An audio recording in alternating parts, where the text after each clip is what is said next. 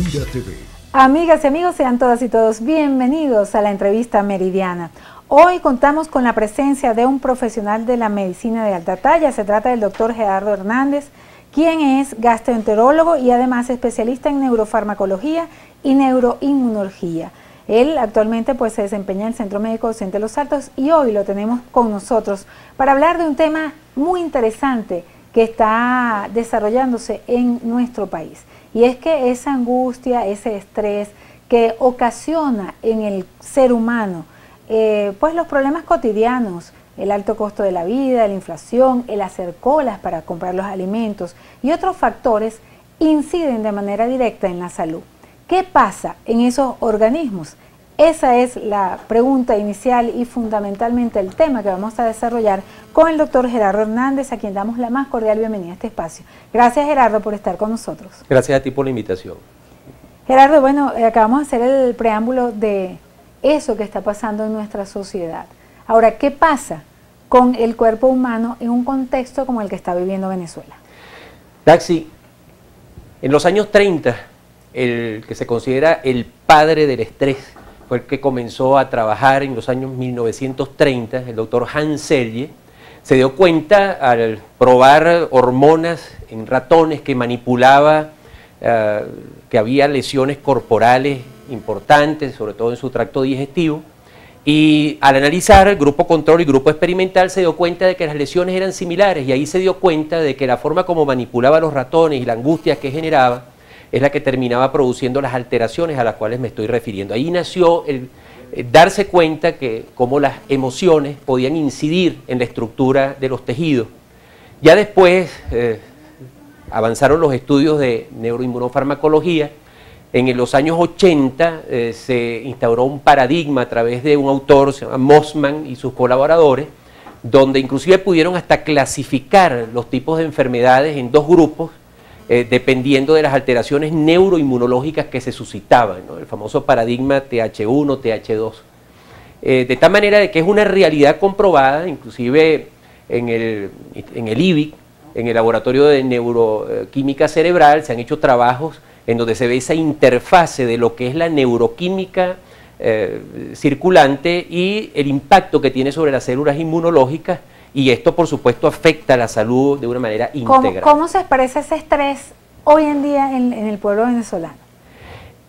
El asunto es que hay una serie de elementos sociales que están generando tanto falta de certidumbre en términos de conseguir los elementos más básicos. Estamos hablando de vivienda, seguridad, alimentación y por supuesto la sensación de falta de control de la colectividad para poder solucionar ese problema a corto plazo mantiene reacciones de alarma en todo su apogeo. El estrés realmente es una situación de alarma que está diseñado por la naturaleza para resolver un problema, llámese confrontándolo o huyendo del problema, pero está diseñado para resolver una situación puntual. Si no se logra esa resolución, en una segunda fase se entra en una etapa de resistencia, en la cual se mantienen una serie de elementos neuroendocrinos en marcha, en tanto se logra solucionar el problema. Ahora, ¿cuáles son las alarmas que se pueden prender, que puede decir la gente? Mira, está pasando algo aquí que no es normal? ¿Qué está pasando? En una primera etapa, reacciones somáticas que pasan por la alerta psicológica del individuo de saberse amenazado en su subsistencia, y eso dispara un elemento involuntario que pasan por la tensión a nivel muscular, que pasan por la liberación de neurotransmisores que se llaman catecolaminas. Eso apertura el calibre de las vías respiratorias, aumenta la frecuencia cardíaca, la tensión arterial. ¿Y qué le puede pasar? O sea, ¿qué enfermedades puede generar este tipo de situación? Si se resuelve en esa primera fase el problema y el individuo huye o confronta, pues no pasa nada. De hecho, es una respuesta diseñada para poder crecer, para poder resolver. El problema está en que si esta situación se mantiene en el tiempo... O sea, en ese caso el estrés sí es necesario. Es necesario. De hecho, hay un término anglosajón que se llama euestrés, que es el estrés que nos permite crecer, resolver situaciones. Pero si esto se mantiene en el tiempo, se disparan otros mecanismos, ya donde entran la glándula hipófisis, la corteza suprarrenal, donde hay liberación de esteroides endógenos, mineralocorticoides, una serie de sustancias que van a alterar los niveles de azúcar, los niveles de insulina, la misma frecuencia cardíaca y tensión arterial, y eso sostenido en el tiempo no solamente condiciona la aparición de patologías somáticas, sino que inclusive llegando un momento en que el cual hay agotamiento de todos estos factores, es cuando se derrumba el individuo y entra en un periodo de... Doctora, hace poco inclusive pudimos conocer una información que una señora murió haciendo una cola, le dio un infarto. Sí, ciertamente, porque probablemente es una paciente que ya tenía un sustrato de base, una enfermedad ateromatosa, probablemente con algunos síntomas banales que dejó pasar en su momento, no se estudió, y ante una situación de alarma aguda, donde hay disparo de adrenalina, de noradrenalina, aumenta la frecuencia cardíaca, aumenta la resistencia vascular de las coronarias, etcétera, puede condicionar una situación extrema como la que tú estás mencionando. Eso quiere decir que si cualquier persona tiene un padecimiento previo, o quizás no lo tenga, esas situaciones de estrés, digamos que ya permanente, pueden generarle una enfermedad física. Pero solo claro, por una situación ya que no tiene nada que ver con el organismo, porque hacer una cola no implica un riesgo per se.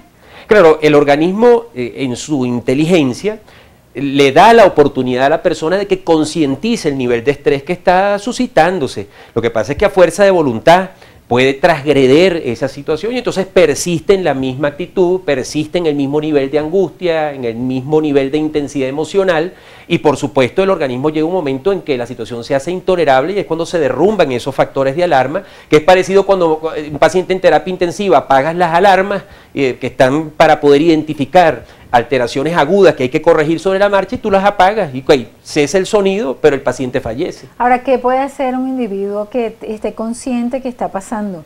Es decir, que no solamente, pues muchas personas quizás no hacen colas, pero viven la información diaria, la presión que sí, la cantidad de la información con respecto a la cantidad de violencia que hay en el país, el tema económico. ¿Qué hacer con este tipo de personas?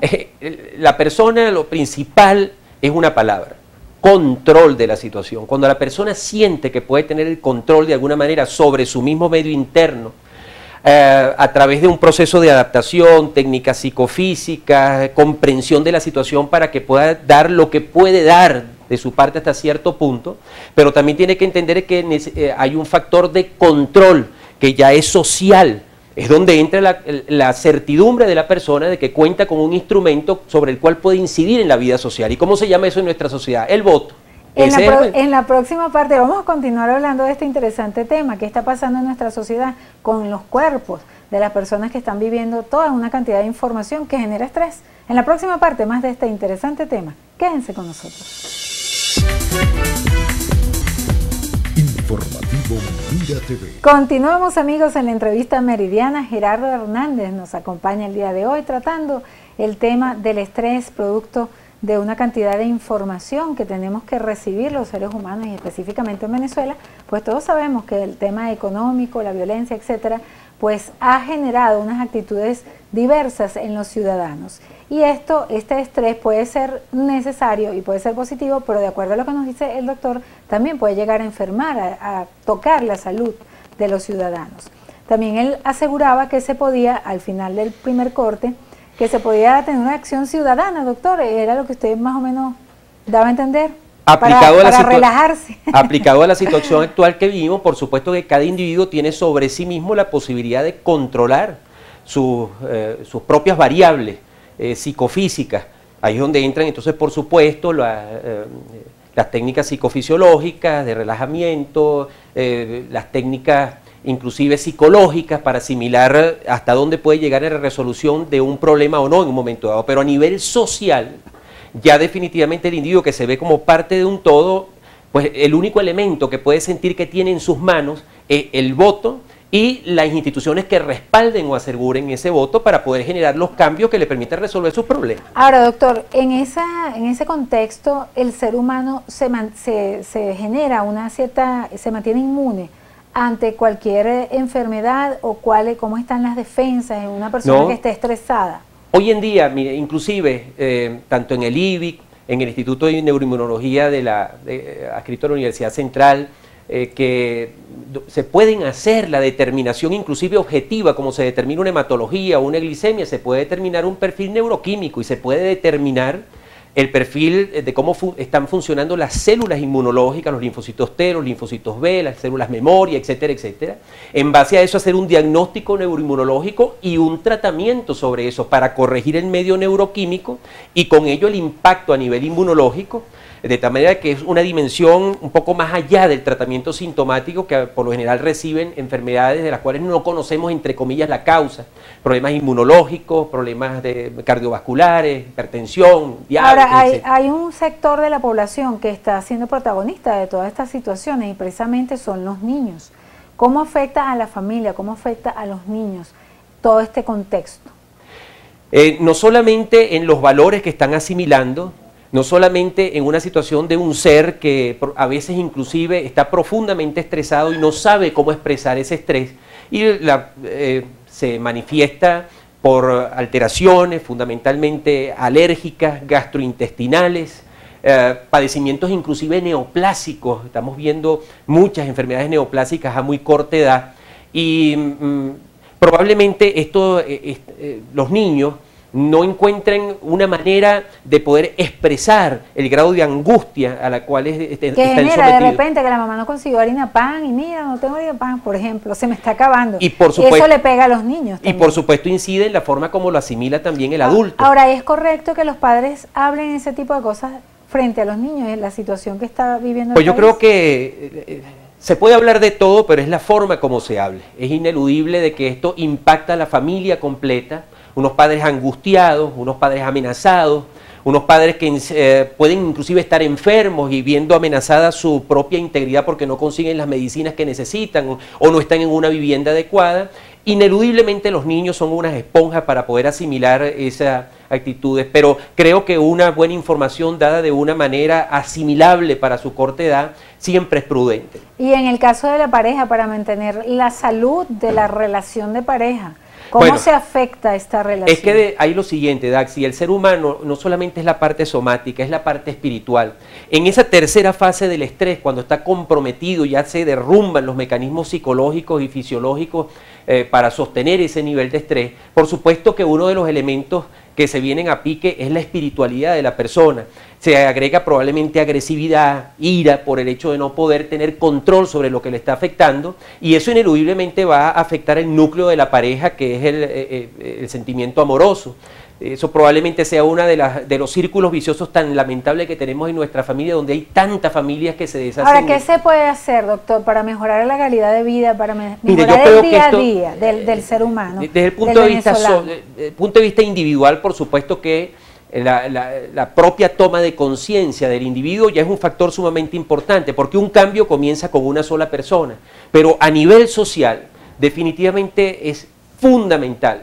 Y lamentablemente pareciera que en nuestra sociedad no están dadas las condiciones para eso, una comunicación entre una dirigencia que identifique y tenga el poder de poder resolver estos problemas básicos y un pueblo que esté asertivamente dispuesto a reclamar lo que es su derecho y hacer que se les cumpla para poder cumplir, no solamente para cubrir sus necesidades básicas, es para poder crecer como país, como sociedad, para poder producir.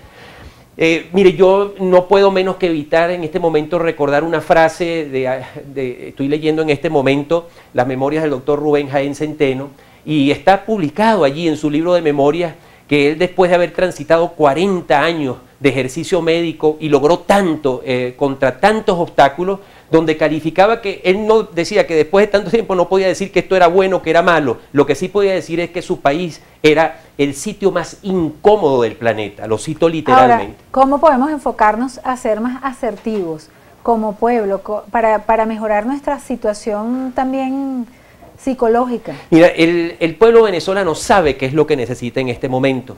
Yo lo que creo es que ya tuvimos una muestra cuando hemos intentado como país dar un salto cuántico de conciencia, y por supuesto eso aplica a ajustarse el cinturón. La respuesta del pueblo ha sido contraria a aceptar esos cambios y se han dado fenómenos sociales muy traumáticos y dolorosos a lo largo de nuestra historia. Está por verse si con toda esta situación que estamos pasando hay un salto cuántico de conciencia como pueblo, donde el poder no sea lo más importante, sino que un sentido de bienestar común, que es lo que verdaderamente ha impulsado a pueblos a alcanzar dimensiones de desarrollo muy importantes, esa sensación del bien común, que se refleja desde una plaza bien cuidada hasta los aportes de personeros que en un momento dado tienen mucho que ofrecerle al país y ser orgullo inclusive, como lo hemos venido haciendo contra todo obstáculo. Quizás el tema del clientelismo, de esperar que todo se los dé el gobierno a los ciudadanos y no ponerse en ejecútese como vecinos, como usted dice, con el sentido común. Bueno, ya yo creo que en ese sentido yo estoy seguro que el pueblo venezolano ya no espera de ninguna manera un paternalismo, sino ser verdaderamente un protagonista de las propias exigencias y los propios cambios que sabe que hay que darlo. Lamentablemente, en este momento parece que hay una barrera muy importante para que quienes detentan el poder puedan hacer de este reclamo una realidad concreta. Una recomendación ya para finalizar, doctor, al pueblo venezolano, sobre todo pues para que maneje la mejor calidad de vida, para que pueda sentirse más agradable, para que pueda compartir también de alguna manera con la familia. Usted pues ya lo mencionaba, ser un poquito más natural en muchos aspectos, menos consumista en otros y tratar de tener sentido común. Pues mire, yo lo que quisiera transmitirle al pueblo venezolano es que de esto no se escapa nadie. Del estrés no se escapa ni el que está en la cúpula del poder, como tampoco el que está en la base de la pirámide, ¿no? Por cierto, hoy se están cumpliendo 2 años de la desaparición física de Hugo Chávez, en pleno ejercicio, en pleno poder Pues político. Yo recuerdo que gracias a tu apertura, precisamente en tu diario, tuvimos la oportunidad de escribir algunos artículos cuando el presidente Chávez todavía estaba en plena faena y nos preocupaba mucho las presiones a las cuales estaba sometido y el impacto en su enfermedad de base, y verdaderamente no fue sorpresa que muy poco tiempo después de escribir estos artículos pues ocurriese el deceso del presidente. Por el estrés también. Bueno, aquí, claro, su enfermedad de base, que obviamente da mucho que pensar en una edad todavía bastante corta, una patología tan severa que comprometió su vida, pero definitivamente el impacto de todo lo que tuvo que vivir en los últimos meses de su vida, por supuesto que fue, de alguna manera, tuvo un impacto importante en que su organismo probablemente se vio comprometido en las defensas que probablemente lo hubiesen ayudado de otra manera. Ok, muchísimas gracias, doctor Gerardo Hernández, por esta interesante conversación, y a ustedes, nuestros queridos televidentes, gracias por permitirnos una vez más estar con ustedes a través de la pantalla de Mira TV. Les dejamos en la entrevista meridiana Lourdes Navas en la producción, y quien tuvo el inmenso placer de conversar con ustedes, Daisy Oropesa. Nos quedamos con Xiomara para el cierre de esta emisión. Que tengan una maravillosa tarde.